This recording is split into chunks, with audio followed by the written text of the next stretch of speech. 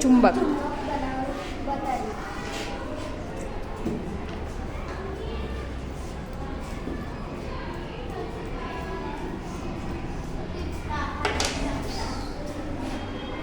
સરસ, very good.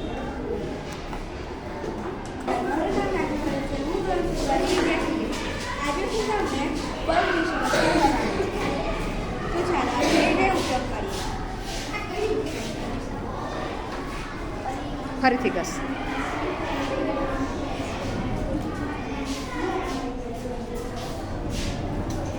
નમસ્કાર, મારું નામ સોલંકી જાની છે. હું ધોરણ 7માં અભ્યાસ કરું છું. આજે મેં બાષ્પીભવન અને થાપણની પ્રક્રિયા સમજાવવાની છું. બોલો.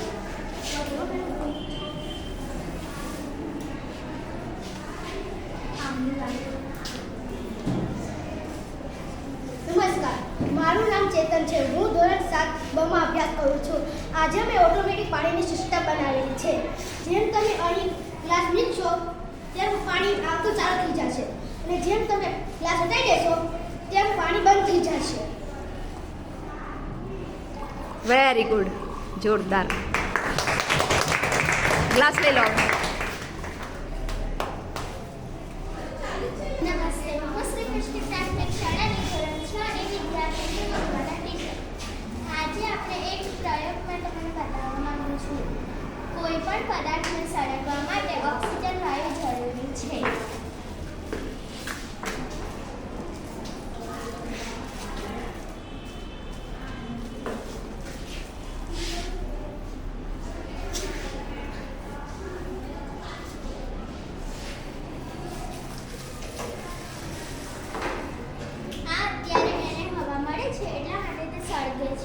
બરાબર છે. હજુ પણ તેને હવા મળે છે એટલા માટે તે સળગે છે.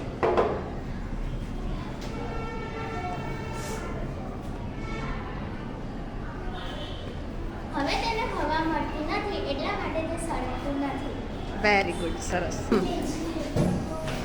નમસ્તે, મારું નામ ચૌધરી વિમલા છે. હું ધોરણ 6માં ભણું છું. આજે હું તમને ચુંબકના ધ્રુવો નક્કી કરવાનો પ્રયોગ બતાવીશ. સાધન સામગ્રી: લોખંડનો ભૂકો અને કચરો ચુંબક. મધ્ય ચુંબકને લોખંડના ભૂકા પર ફેરવતા કયા ભાગ પર સૌથી વધુ ભૂકો ચોટેલો દેખાય છે? બંને છેડા પર. આ બંને છેડા ચુંબકના ધ્રુવો દર્શાવે છે. Very good. ચુંબકના ધ્રુવો લોખંડને આકર્ષવાની શક્તિ વધારે ધરાવે છે. ઓકે, સરસ.